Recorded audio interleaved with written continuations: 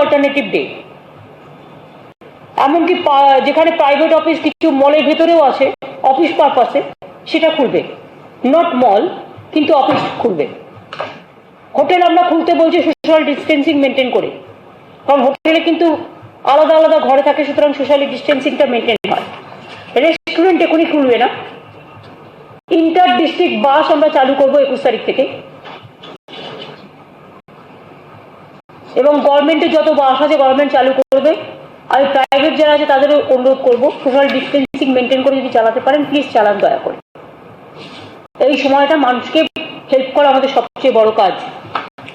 যা হচ্ছে সেটাই ভালোভাবে হোক না, এটাকে ভালোভাবে নিতে হবে মানুষের সেবার কাজে।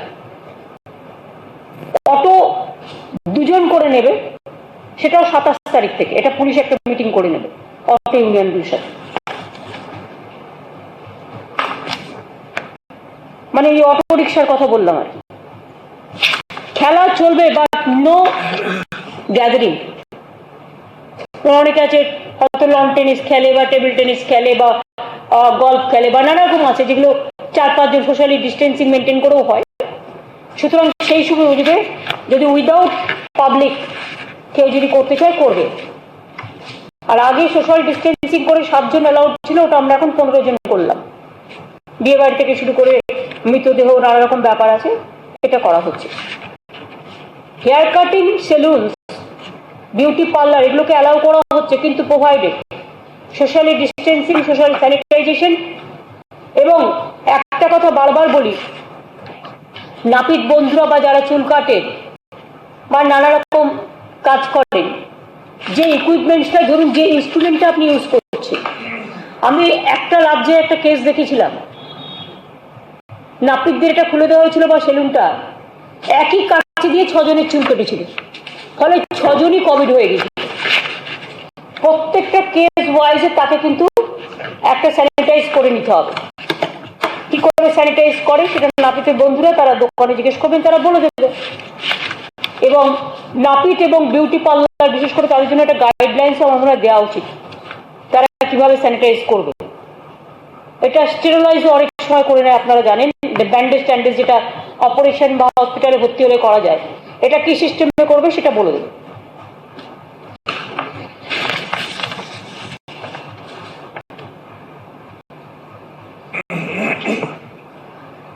সেন্ট্রাল গভর্নমেন্ট বলছে কারফিউ, অল ইন্ডাস্ট্রি কিন্তু 50% গভর্নমেন্টের সাথে চালু হয়ে গেল অল্টারনেটিভ ডে।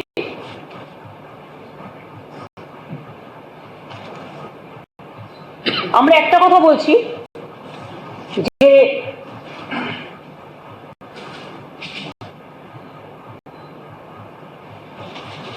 সেন্ট্রাল গভর্নমেন্টের ইনস্ট্রাকশন আমি দেখেছি, ওরা বলেছে কারফিউ চলবে সকাল সন্ধ্যে 7টা থেকে সকাল 7টা। কারফিউটা আমরা দাঙ্গা টাঙ্গা হলে বা সিরিয়াস কিছু, এটাও সিরিয়াস নো ডাউট, কিন্তু মানুষকে এত দম বন্ধ করে টেনশনে ভোগানো ঠিক নয়। আমরা 7টা থেকে লকডাউন চলবে, সারাদিনই লকডাউন চলবে, যেভাবে চলছে চলবে।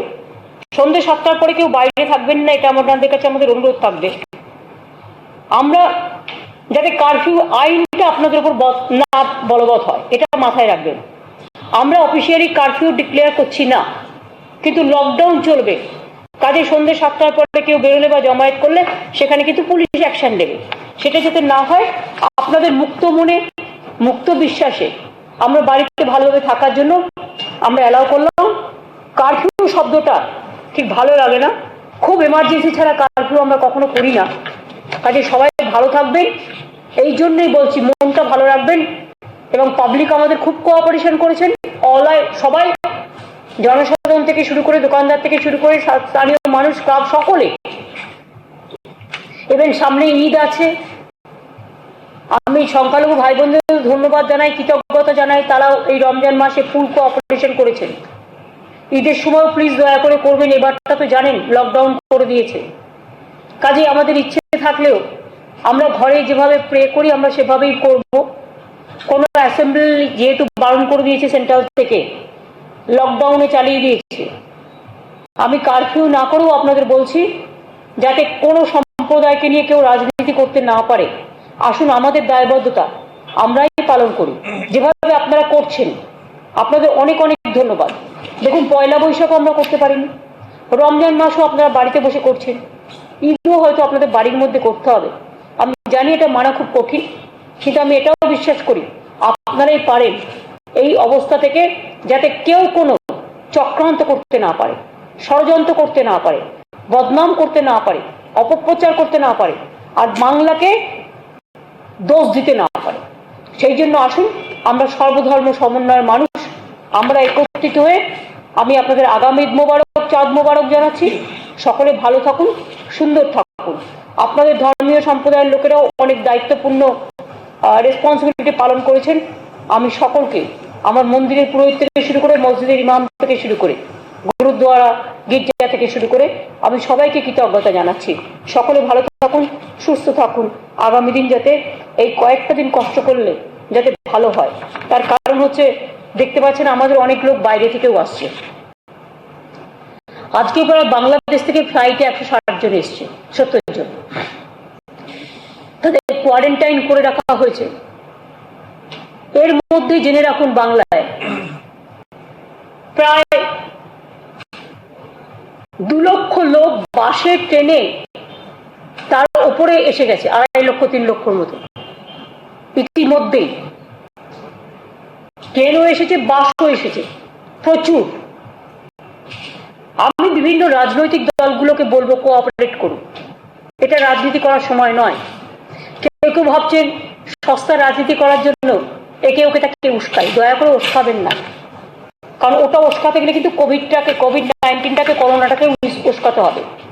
দেশটাও যেমন আমাদের, রাজ্যটাও আমাদের, গ্রামাঞ্চলগুলো আমাদের, শহরাঞ্চলগুলো আর আমাদের, পাড়াগুলো আমাদের, ক্লাবগুলো আমাদের, সবাইকে ভালো থাকতে হবে। তাই একটা সিস্টেমের মধ্যে আমরা চলছি। বর্ডারে যেই আসুক ইনফরমেশন দিয়ে আসবেন, যাতে আমরা আপনাদের খোঁজ খবরগুলো রাখতে পারি। সন্ধ্যে 7টা থেকে সকাল 7টার মধ্যে আসবেন না, কারণ লকডাউন চলবে, যেহেতু সেন্ট্রাল গভর্নমেন্ট কারফিউ করে রেখেছে।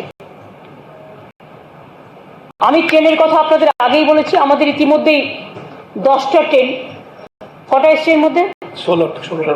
এর মধ্যে 16টা ট্রেন এসে গেছে। এর মধ্যে 16টা ট্রেন আমাদের এসে গেছে। এখন কিন্তু আগে 1200 ছিল, এখন কিন্তু এটা 1600-1800 হয়ে গেছে প্যাসেঞ্জার। কয়েক হাজার ঢুকে গেছে, বাসে, ট্রেনে সবকিছু মিলে প্রায় 2.5-3 লাখ ঢুকে গেছে। এখন ট্রেনে আসলেও তাদের তোমার বাড়ি, তার জেলায় পৌঁছতে হচ্ছে, তাকে একটা হেলথ স্ক্রিনিং করতে হচ্ছে, তাকে মনিটরিং করতে হচ্ছে। কতগুলো আপনারা জানেন জায়গা খুব ভালনারেবল হয়ে গেছে। দিল্লি বলুন, চেন্নাই বলুন, মহারাষ্ট্র বলুন, গুজরাট বলুন, ইউপি বলুন, হরিয়ানা বলুন, ইন্দোর বলুন, এরা সবাই যখন এসব জায়গা থেকে আসছে, এক তো বেচারারা খুব মানে কাউকে ঠিক মতো দেখেও নি। আমাদের এখানে বলতে পারেন একটাও কমপ্লেন নেই, আমরা সবাইকে সাধ্যমতো চেষ্টা করেছি, ভাবিনি আমার বা ওদের, আমরা সবাইকে মনে করি দেশের লোক, নাগরিক।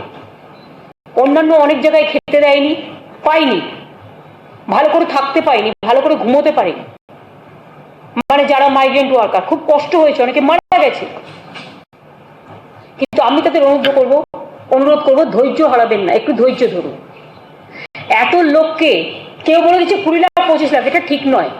সংখ্যাটা তো আমাদের কাছেও থাকবে। শুধু বাংলার লোকেরাই সারা ভারতবর্ষে ছিল আর ভারতবর্ষের কোনো লোক আমাদের এখানে নেই, এটা ভাবা ভুল। আমার এখানেও হিন্দিভাষী লোকের সংখ্যা 40%-এর কম নয়, এটা মাথায় রাখবেন। তারাও তো আমার দেশের কোথাও না কোথাও কোনো প্রান্তের লোক। আমরা সবাই চাই এখানেই থাকুক, ভালো থাকুক। তেমনি আমাদেরও শ্রমিক যারা আছেন, পরিযায়ী শ্রমিক, সব রাজ্যকেই বলবো প্লিজ টেক প্রপার কেয়ার। একদিন আমার ঘাড়ের ওপর ঠেলে দিলে তো একদিনে অত লক্ষ লোককে আমি কি করে গ্রামে ঢোকাবো? গ্রামের লোকেদেরও তো একটা রেজিস্ট্যান্স হচ্ছে কখনো কখনো। মনে রাখতে হবে, একটা ট্রেন থেকে আসা মানে যদি একদিনে 5টা ট্রেন আসে, তার মানে 10,000 লোক ঢুকলো। এই 10,000 লোককে গ্রামে পৌঁছানোর বা জেলায় পৌঁছানোর ক্যাপাসিটি কি? কোভিড লড়বো না আবার ঝড় আসছে, সাইক্লোন লড়বো, কি যেন আমপান না আমপানা, নাকি বাইরে থেকে সব একসাথে এসে ঢুকছে, সব একসাথে তাদের আমি স্ক্রিনিং করব? কোনটা করতে পারি? রাজ্যে কাউকে তো ভালো থাকতে হবে। রাজ্যের ভালো যারা বোঝেন তাদের কাছে আমার অনুরোধ থাকবে, গভর্নমেন্টকে টাইম দিন প্ল্যানিং করে করতে। এটা আমাদের সবার ব্যাপার।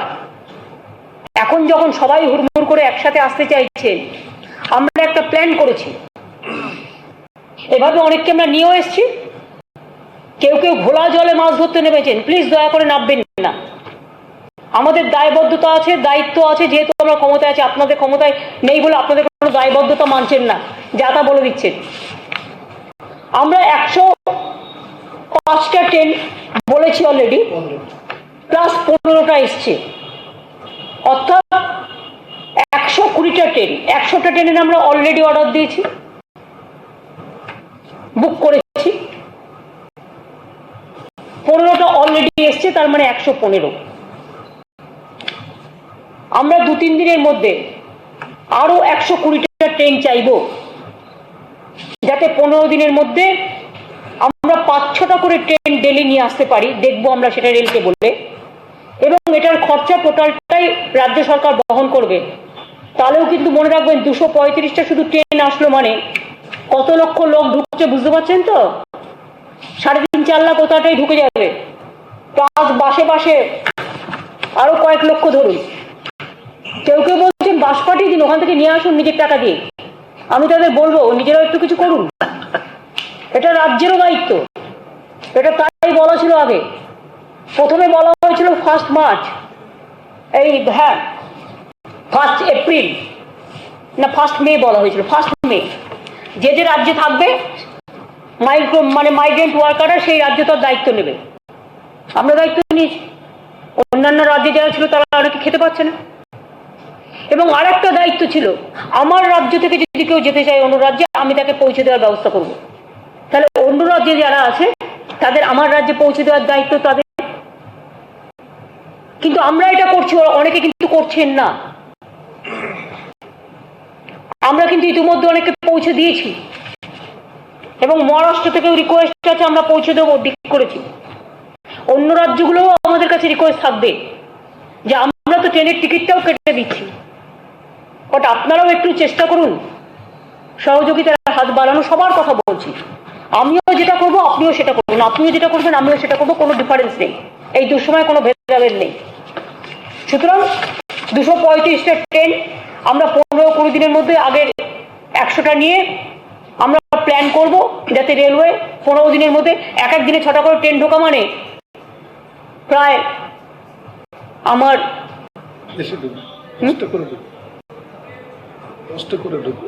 10টা করে ঢুকলেও তো সেখানে অনেক লাগবে। তো আমি আমার 25-30 হাজার করে রোজ ঢুকবে শুধু ট্রেনে, বাসটা ছেড়ে দিন, হেঁটে ছেড়ে দিন। সুতরাং 15-20 দিনের মধ্যে এটা আমরা প্ল্যান করে নিচ্ছি। রেগুলার আমরা 10টা করে ট্রেন ঢোকাবো, তারপর তাকে বাড়িতে পৌঁছাতে হবে। তারপরে সেই জেলাগুলো ঢুকবে।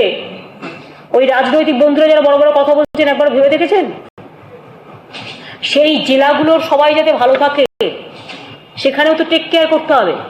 নাকি আমি যদি হাজার হাজার করোনা ঢুকিয়ে দিই, তাহলে মানুষ আমায় ক্ষমা করবে? আমার তো কোনো আপত্তি নেই, সবাই আসুক, করোনা ছাড়া সুস্থ হয়ে সবাই আসুক, আমাদের যা যা সহযোগিতা করার আমরা সব করব।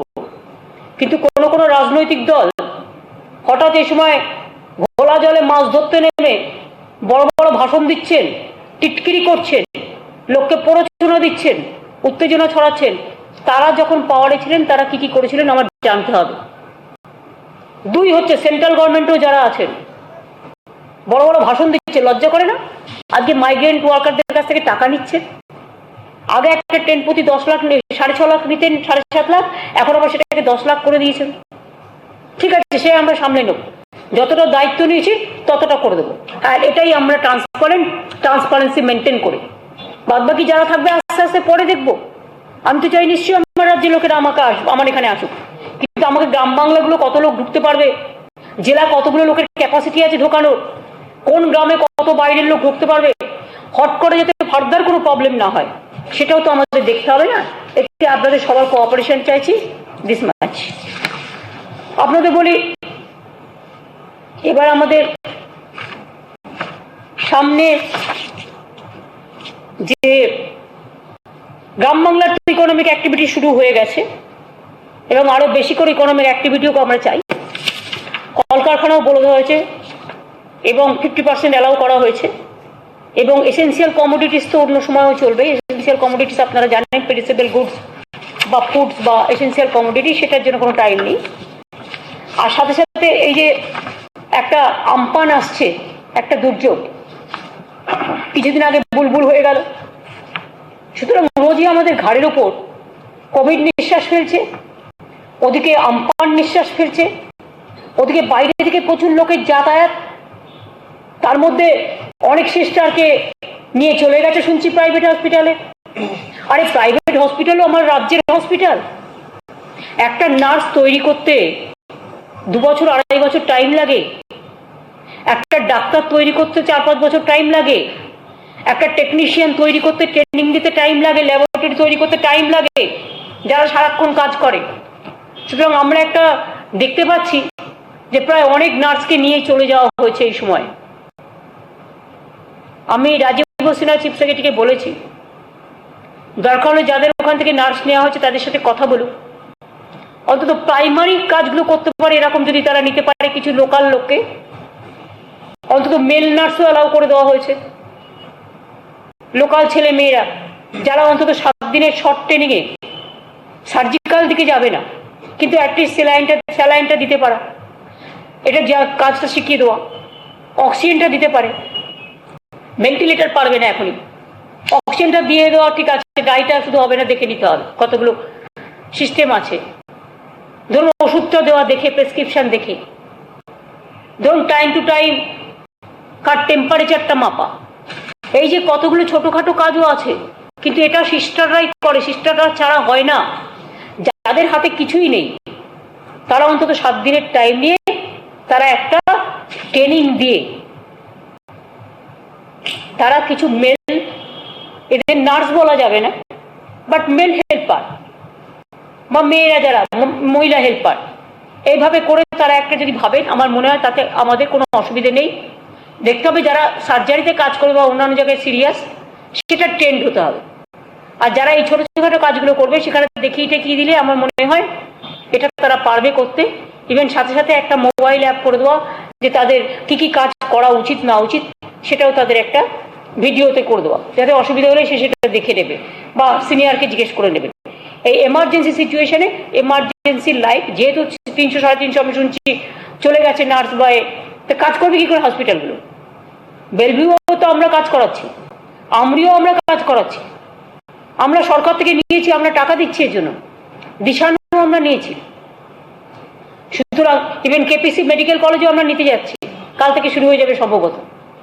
সুতরাং এই নার্সিংহোমগুলো প্রাইভেট বলেই, প্রাইভেট শুধু বললে চলবে না, এরা আমাদের সাথেও কাজ করছে আজকে কাঁধে কাঁধ মিলিয়ে।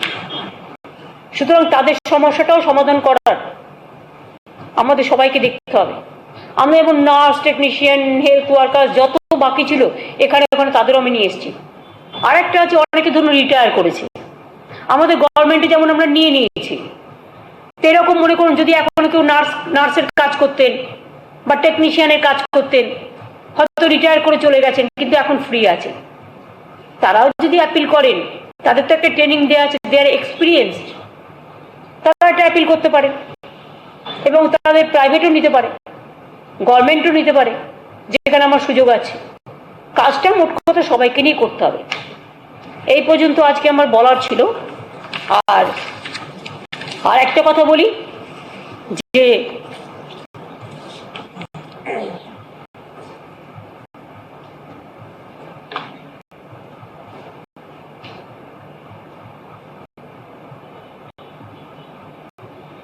ওরা দিচ্ছে না পয়সা 85%, আর ইউ শিওর?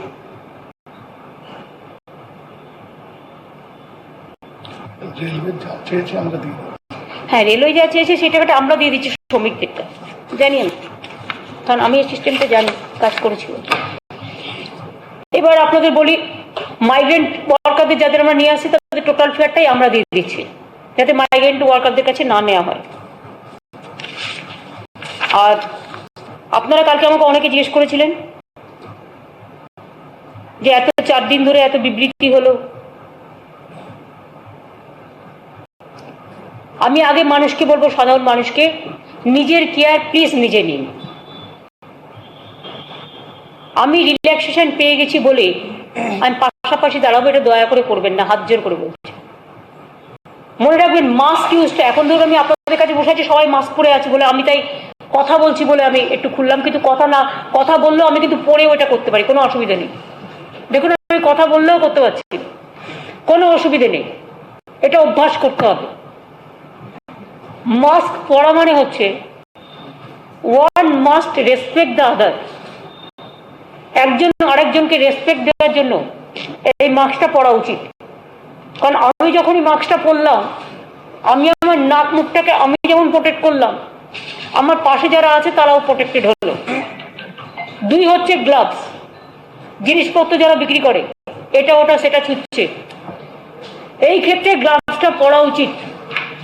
তার কারণ হাতে হাতে যাতে টাচ হয়ে কিছু না আসে। আর গ্লাভস পরলেও কিন্তু যদি ধুয়ে দেওয়া গ্লাভস পরা যায় সবচেয়ে ভালো হয়। কিছু আছে গ্লাভস পে অ্যান্ড ইউজ, যেটা হচ্ছে ইউজ অ্যান্ড থ্রো, ওটা ধরুন রোজ কিনলেন রোজ ফেলে দিলেন, সেটা আলাদা। কিন্তু কিছু গ্লাভস আছে যেগুলো কটনের আমরা তৈরি করতে পারি, যেটা রেগুলারই করতে হবে। কারণ করোনা ডিজিজটা এমন যে আপনি একসাথে 6 ঘন্টা পরে একটা পরে থাকার পরে ওটা যদি আপনি কেচে না দেন, স্যানিটাইজ না করেন, কোথাও কোথাও কোনো কোনো ক্ষেত্রে প্রবলেম হতে পারে। আমাকে ভুল বুঝবেন না সাধারণ মানুষ, আমি যেহেতু শুনেছি আমি কিছু শুনলে বলে দিই আপনাদের। এটা আমার এক্সপার্টসদের কাছে শোনা নয় বা কোনো অফিসারদের কাছে শোনা নয়, আমি কিছু কাগজপত্র ঘেটে যা পেয়েছি। কেউ কেউ বলছেন, আমি গৃহস্থলীদের জন্য বলছি, কেউ কেউ বলছেন ধরুন আমরা বাজার করলাম, সেই বাজারের ব্যাগটা এনে আমি রাখলাম, রেখে সেই ব্যাগ থেকে আমি মাছ বের করলাম বা ফল বের করলাম বা তরকারি বের করলাম, করে সঙ্গে সঙ্গে রান্না করে নিলাম। এটা সবাই বলছে, অনেকেই, যে বাজার করে আসার পরে ওটা আলাদা রেখে দিন ব্যাগটা কোনো খোলা জায়গায় বা খালি জায়গায়। 6 ঘন্টা পরে ওই মাছটা বা ফলটা বা সবজিটা ভালো করে ধুয়ে নিন। কেন বলছে? কারণ যদি কোথাও জীবাণু থাকেও 6 ঘন্টার মধ্যে এটা নষ্ট হয়ে যাওয়ার সম্ভাবনা আছে। 6 ঘন্টা পরে যখন আপনি রান্নাটা করলেন, আপনি একটু উষ্ণ গরম জলে ভালো করে গরম জলে ফুটিয়ে নিন, ফল টল তা তো হবে না, উষ্ণ গরম জলে একটু ভিজিয়ে নিন, চোখলা টোকলা যেগুলোতে আছে অ্যাটলিস্ট ছাড়ানোর জন্য। এইরকম কিছু নিয়ম কানুন আছে যেটা নিজেকে নিজে কেয়ার করতে হবে। নিজেকে যদি আমরা নিজে কেয়ার না করি, তাহলে শুধু লকডাউন দিয়ে কিচ্ছু হবে না।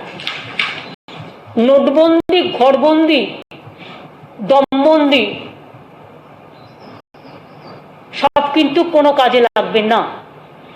অনেক জায়গায় আমি দেখতে পাচ্ছি দোকান খুলে দিল, একসাথে গিয়ে ভিড় করে ফেলেছে। এটা দয়া করে করবেন না। আজকে আপনার একটা পরস্পর একজন বাজার করতে গেছেন, তার ছোঁয়ায় আপনার করোনা হয়ে গেল, আপনার পুরো ফ্যামিলির হয়ে গেল।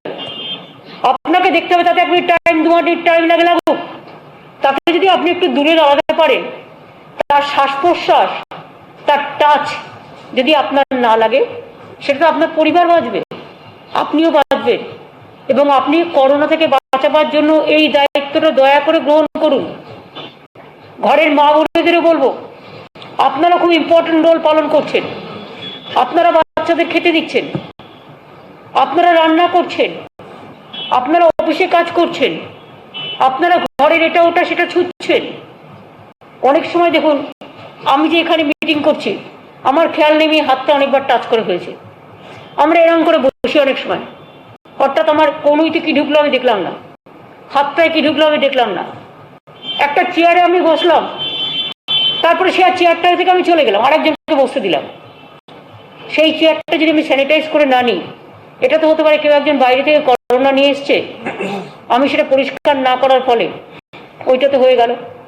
যেমন আমি নাপিতদের জন্য বলছি, নাপিত বন্ধুদের বা বিউটি পার্লার থেকে শুরু করে দোকানদার থেকে শুরু করে আমি সবাইকে বলবো, সব দোকানই খুলে যাবে প্রায়। সুতরাং আপনাদের কাছে আমার একটাই বলা থাকছে, ধরুন আমি একটা নাপিত, ধরুন চুল কাটছে কাঁচি দিয়ে, নরম দিয়ে, নখ কাটছে, যা যা আছে সব ইনস্ট্রুমেন্ট, সেটা কিন্তু একজনেরটা যেই হয়ে গেল ওইটা কিন্তু আরেকজনকে ইউজ করা যাবে না। একজনকে ইউজ করার পরে ওটাকে আপনি স্যানিটাইজ করে নিন, স্টেরিলাইজ করে নিন, তা নাহলে কিন্তু তৈরি করতে সবচেয়ে বড় পথ দেখায়। ভালো করে কাজ করুন এবং লোকাল না পেলে যারা বাইরে থেকে আসছে তাদেরও কাজে লাগান। 100 দিনের কাজে আমার কোনো অসুবিধা নেই, বেশি করে কাজ করুন। আমরা 3 মাসের কাজ 2 মাসে করতে, 6 মাসের কাজ 2 মাসে করতে দিয়েছি। তো এতটাই জব ক্রিয়েশন করার চেষ্টা করেছি আমরা। প্রচুর বাংলার আবাসন এবং রাস্তা, ইরিগেশন, এইসব প্রচুর কাজ আমরা করতে দিয়েছি। সুতরাং এগুলো মাথায় রাখতে হবে। আর একটা কথা আমি বলবো যে কাল থেকে আপনারা অনেকে আমাকে অনেকবার চেষ্টা করেছেন ধরবার। আচ্ছা, ডিসইনভেস্টমেন্ট, সরি যেটা বলছি দুর্যোগের জন্য আমরা একটা 24x7 আমাদের কাজ চলবে এবং এটা চিফ সেক্রেটারি, হোম সেক্রেটারির নেতৃত্বে ডিজাস্টার ম্যানেজমেন্ট সবাইকে নিয়ে করবে। 24x7 থাকবে।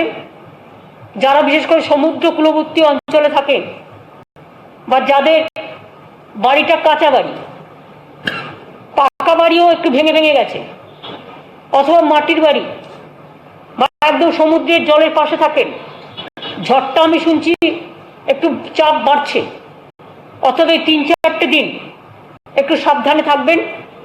উত্তর 24 পরগনা, দক্ষিণ 24 পরগনা, মিদনাপুর পূর্বে বিশেষ করে যেগুলো সমুদ্র কূলবর্তী অঞ্চল, তাদের অলরেডি মিটিং করে ইনস্ট্রাকশন দেওয়া হয়েছে যে বুলবুলের ঝড়ে যেমন তাদের সরিয়ে নেওয়া হয়েছিল সেইভাবে মানুষকে একটু বুঝিয়ে, ওখানে অনেক আমাদের সাইক্লোন শেল্টার আছে, সেখানে একটু দেখে নিয়ে সরিয়ে নিয়ে, যেহেতু এবার কোভিডটাও আছে আশেপাশে, যাতে কাউকে গ্রাস করতে না পারে সেটাও একটু নজর দিয়ে দেখতে হবে। কি আর করা যাবে, সবই একসাথে হয়ে গেছে এই পর্যন্ত। এবং এখানে আমাদের যেমন চলছিল সেরকম চলবে কাজ 24x7। এছাড়াও হ্যাঁ 21 তারিখ থেকে দোকান টোকানগুলো খুলবে। আর হকার্সদের টাইম বলেছি মিটিং করে, হকার্স এবং অটো এই দুটো 27 তারিখ থেকে 31 তারিখ পর্যন্ত আপাতত লকডাউন চলছে। 7টা থেকে, সকাল 7টা থেকে সন্ধ্যে 7টা পর্যন্ত লকডাউন আরো স্ট্রিক্টলি থাকবে, কেউ দয়া করে বেরোবেন না।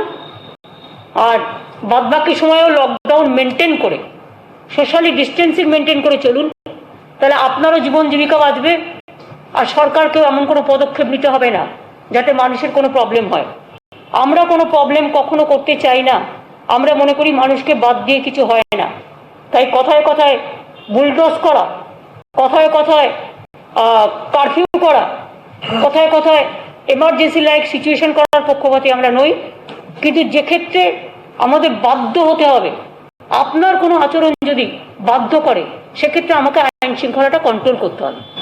অনেকে আপনারা জানেন এখানে বাংলা ভালো থাকুক চায় না, তারা নানা রকম করে টুক করে একটা দাঙ্গা লাগিয়ে দিল, দিয়ে সারাক্ষণ সোশ্যাল নেটওয়ার্কে বলে বেড়াচ্ছে, নিজেই লাগালো। চোর চুরিও করছে, গৃহস্থকে সজাগ থাকতেও বলছে। এটাই যেন আমরা কেউ কোনো প্ররোচনায় পা না দিই, সবকিছু যেন ভালোভাবে হয়ে যায়। আর একটা কথা বলি, 4 দিন ধরে আপনারা অনেক রসগোল্লা, রাজভোগ, বিরিয়ানি, বোঁদে, ভিজাম, অনেক কিছু দেখলেন। 4 দিনের 4 রকম প্রেস স্টেটমেন্ট, ঘন্টার পর ঘন্টা। সব রাজ্যকে নাকি ওরা 3 থেকে 5% FRBM বাড়িয়ে দিচ্ছে। এবার আমি আপনাদের বলি, অ্যাকচুয়াল কিন্তু আমরা পাবো অনলি 0.5%। 2.5% কেন পাবো না? 1.5% কেন পাবো না? কতগুলো কন্ডিশন দেওয়া হয়েছে, শর্ত। সেই শর্তগুলো যদি আমি মানি, তাহলে আমার রাজ্যের ফেডারেল সিস্টেম চলে গেল। আর যদি আমি না মানি, তাহলে আমি পাবো না। আমি মনে করি বেটার মাথা নত না করে, চিত্ত যেটা ভয় শূন্য, মাথা উঁচু করে চলার। রাজ্য সরকারের কাজে অহেতুক ইন্টারফেয়ার করা। এই সময় অনেকে দেখেছেন অনেক রাজ্যে পেট্রোলের দাম, পেট্রোলের উপর ট্যাক্স বসিয়েছে, আমরা তো করিনি। অনেক স্টেট যারা ভাষণ দিচ্ছে তাদের স্টেটেরাও 25% স্যালারি কেটেছে গভর্নমেন্টের, কোথাও 50%, ডিএ ফ্রিজ। তারপরে কোথাও কোথাও তো আবার শুনছি মাসে 1 দিন করে মাইনে, মানে 12 মাসের মাইনে কাটবে, 12 মাসে 1 মাসের মাইনে কাটবে। আমরা কিন্তু একটাও এ ধরনের কোনো সিদ্ধান্ত নিইনি যা মানুষের বিপক্ষে যাবে। কিন্তু তার মধ্যেও যদি আমায় বলে তোমার পাওয়ারটা, বিদ্যুৎটা আমি সব নিয়ে নেবো আমার কন্ট্রোলে, রাজ্যের হাতে কিছু থাকবে না, আমি বলবো পারবো না, আমার টাকা চাই না তোমাদের ওই রকম টাকা। আমায় যদি বলা হয় তুমি এক্ষুনি লোকের উপর ট্যাক্স নিয়ে ওই আরবান ট্যাক্সটা বাড়াও, কলকাতা শহরের উপর, হাওড়া শহরের উপর, সব মিউনিসিপ্যালিটি এরিয়ায়, আমি বলবো পারবো না।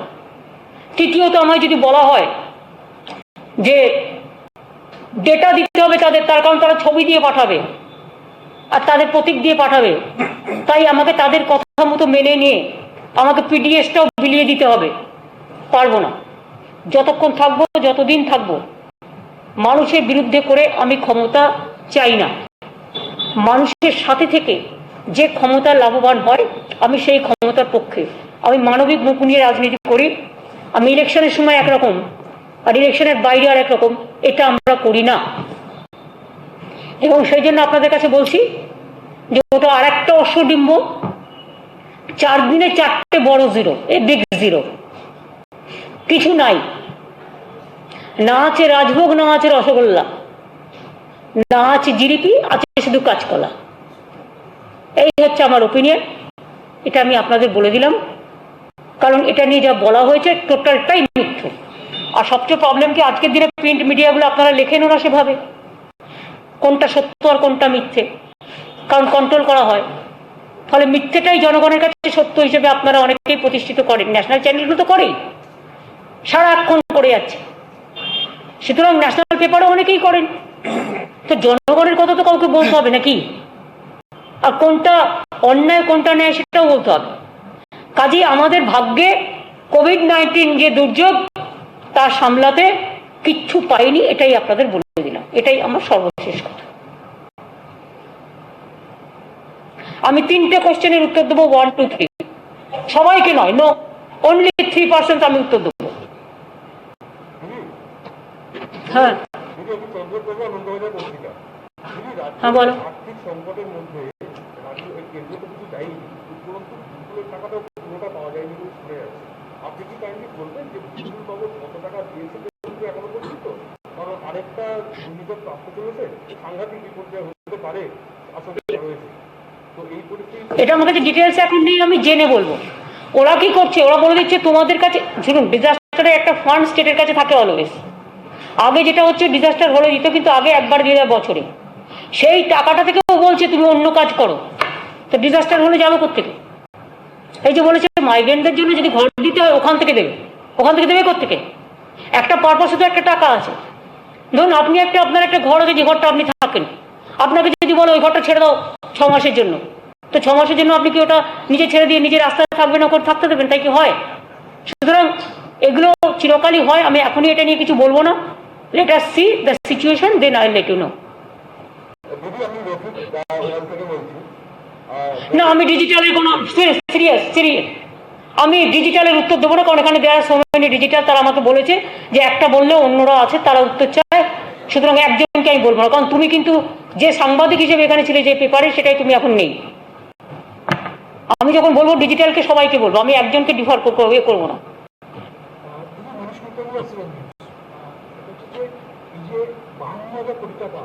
তোমার অ্যাক্রিডিয়েশন আছে মনীষ এখানে নবান্নে? তোমার আর রফিকের না, তোমাদের দুজনের মনে অ্যাক্রিডিয়েশন নবান্নের নেই সম্ভবত। তোমরা হয় করিয়ে নিও, তাহলে ডিজিটালের জন্য করলে অবশ্য সবাইকে একই কেসে নিয়ে আসবে। আর ডিজিটাল আজকালকার দিনে খুব পপুলার হয়ে গেছে। আমি যে হবে না, তার কারণ হচ্ছে তোমরা এক এক জায়গায় কাজ করতে, সেখান থেকে কার্ডটা নিয়ে তোমরা এখন অন্য নামে চালাচ্ছ। পুলিশের কাজটা আমায় করতে হচ্ছে, বলো।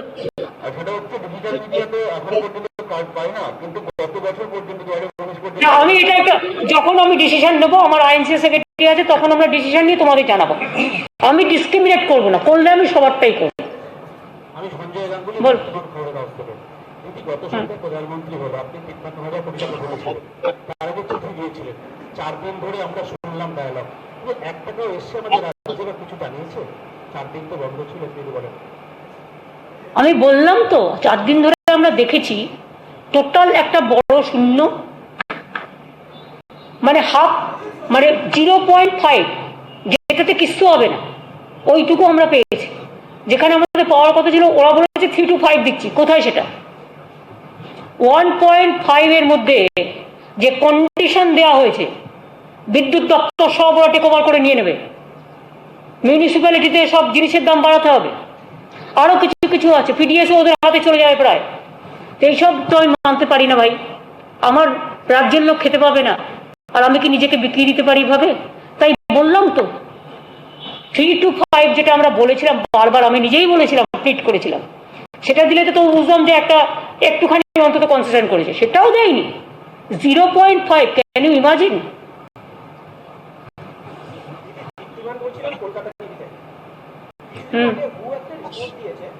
ভারতবর্ষের 5টি রাজ্য মহারাষ্ট্র, গুজরাট, তামিলনাড়ু, এই রাজ্যগুলোর অবস্থা সব থেকে খারাপ, এবং যে শহরগুলোর নাম বলেছে শহরের নাম নেই, কিন্তু দেখা যাচ্ছে কেন্দ্রীয় সরকার বারবার দল পাঠাতে সেটা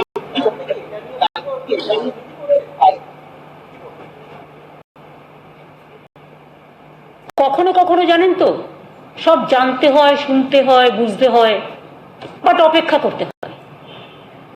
নানা রকম ভাবে বাংলাকে বঞ্চনা করা, বাংলার বিরুদ্ধে অভিযোগ করা, এটা একটা নিত্য নৈমিত্তিক কাজ হয়ে গেছে।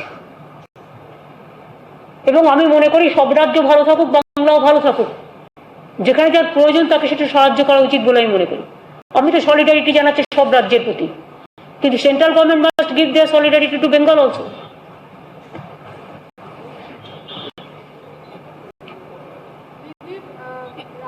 কেন্দ্রীয় সরকারের গত 4 দিন ধরে আমরা যেটা দেখলাম, সেখানে কোনো রকম কোনো আর্থিক সহায়তার কথা কোনো স্তরেই বলা হয়নি। উল্টে আমাদের রাজ্যে আপনি যে হিসাব দিচ্ছেন, প্রতিদিন মানুষ আসছেন, তারা বেকার অবস্থায় আসবেন, এবং তারা সত্যিকারের অন্যান্য রাজ্যগুলোতে অত্যন্ত দুরবস্থার পর থেকে তারা এই রাজ্যে আসছেন। অনেকে এটাও বলছেন যে আর ফিরে যাব না। আচ্ছা গেছে, এটা আমি খুব খুশি হব। তারা যদি কেউ ফিরে না যায় আমি খুব খুশি হব। হয়তো একটু টাইম লাগবে, বাট আমরা প্ল্যান করব। কিন্তু এতজনের জন্য কর্মসংস্থানের সুযোগ করা সেই আপনাদের আর্থিক অবস্থা, বললাম তো এটা প্ল্যানিং করতে হবে। আপনি বললে মুখের মধ্যে হয়ে গেল না। আপনারা দেখছেন নিজেদের সব চাকরি চলে যাচ্ছে, মিডিয়ার কত চাকরি গেছে কেউ তো বলতেও পারে না। সব মিডিয়া জিজ্ঞেস করুন, বেশিরভাগ হাউসেই 30%, 15% ভলেন্টারিলি করো, অথবা চাকরি চলে গেছে, অনেকেরই গেছে। আমরা সেটা করি। আমি এটুকু বিশ্বাস করি, আমরা আধখানা রুটি খেলে সেই আধখানা রুটির থেকে একটা অংশ আমরা তাদেরও ভাগ দেবো, যেহেতু তারা আমাদেরই রাজ্যে ফিরে আসছেন এবং তারা থাকতে চেয়েছেন। আমি খুশি। আমি চাইবো ওরা যেন কখনো না যায়।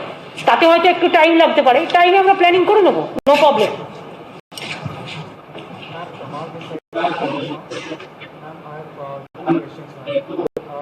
No, you can ask me one question only.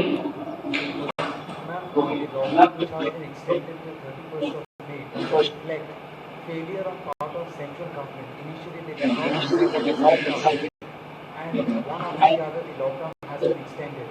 And we also think the Disaster Management Act has been misused against states, federal structure to in a way corner states. If you think so, do you think the Disaster Management Act needs to be changed?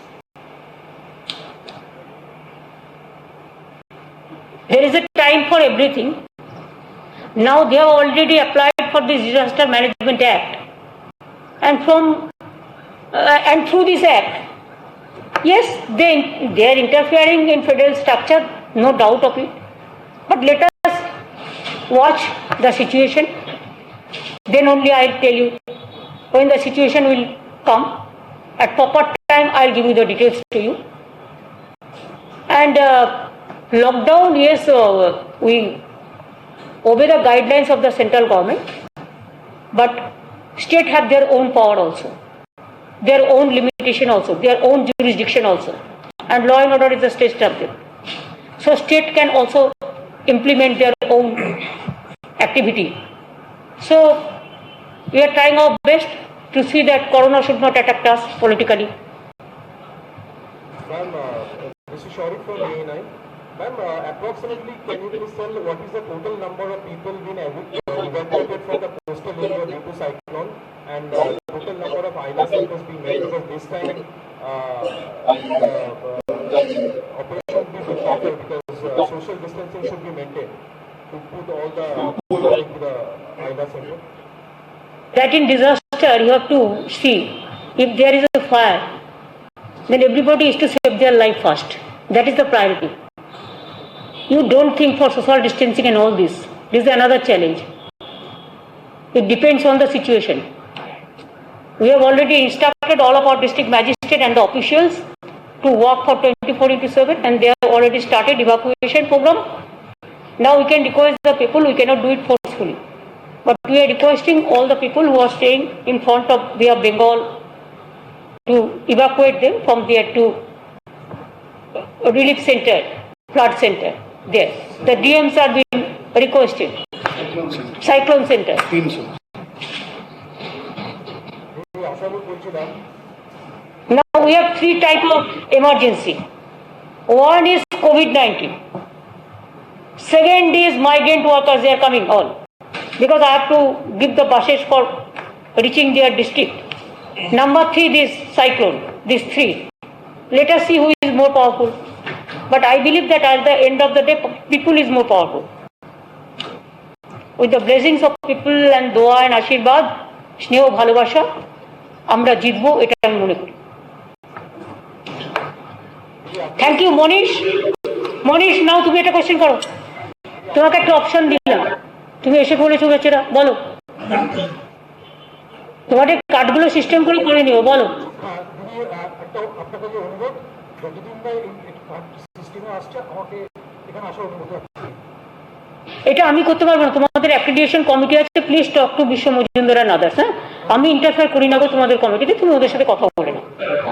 আচ্ছা, আমি যেটা বলতে চাইছিলাম সেটা হচ্ছে যে এই যে এতগুলো টাকা পাওয়া আছে আমাদের রাজ্যের, এই কমিটি এখনো পর্যন্ত কিছু দেওয়া হয়নি, চাকরিতে প্রেস কনফারেন্সে কিছু হলো না আলটিমেটলি। তাহলে এই মুহূর্তে এটাকে আপনি কিভাবে দেখবেন? এটাকে রাজনীতি নাকি কেন্দ্রের অঞ্চল আমাদের রাজ্যে? এটা প্রেস কনফারেন্সে যা বলা হয়েছে তো পাবলিসিটি পেয়েছে।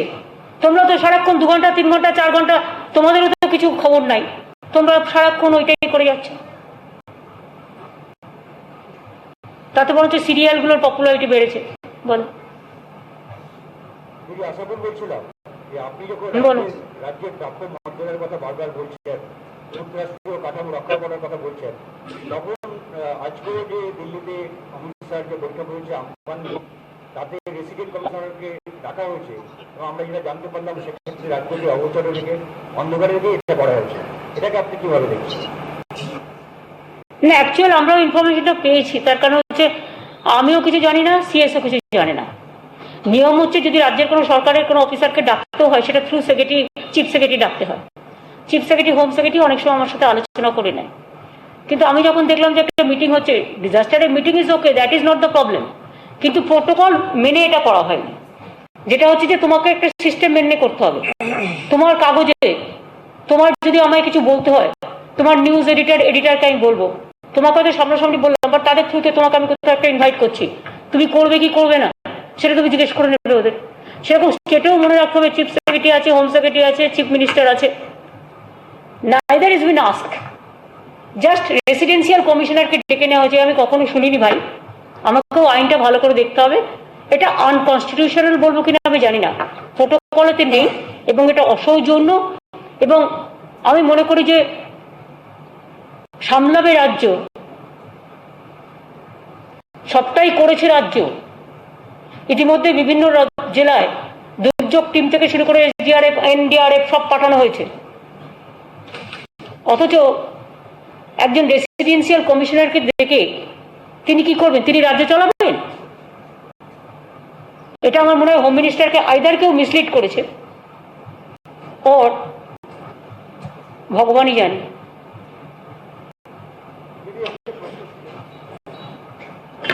তাহলে হয়ে গেছে, থ্যাংক ইউ।